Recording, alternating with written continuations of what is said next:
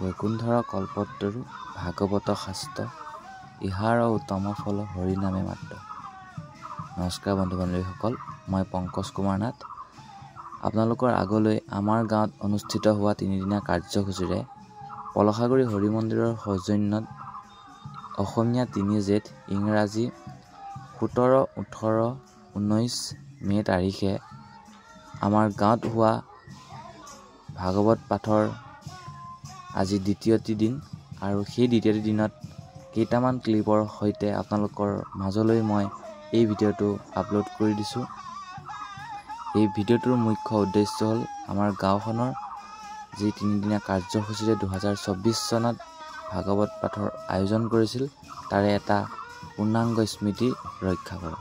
আপোনালোকে চাই ভালে পাব আৰু শেষত আপোনালোক সকলোলৈ ভক্তি ভৰা সেৱাৰে আহক আমি এতিয়া ভিডিঅ'টোলৈ আগবাঢ়ো।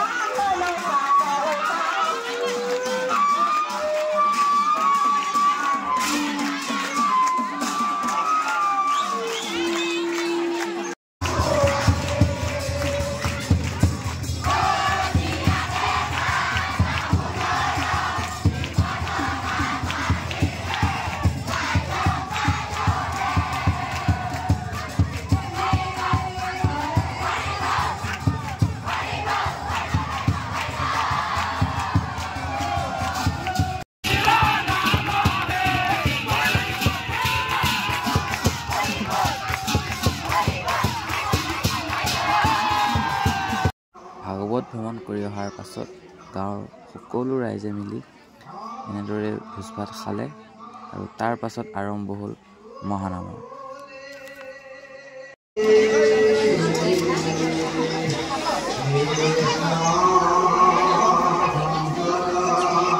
মহানামৰ ভিডিঅ'টি মই অন্য এটা ভিডিঅ' ক্লিপেৰে আপোনালোকৰ মাজলৈ আহিম, গতিকে আপোনালোকে অপেক্ষা কৰিব। ধন্যবাদ।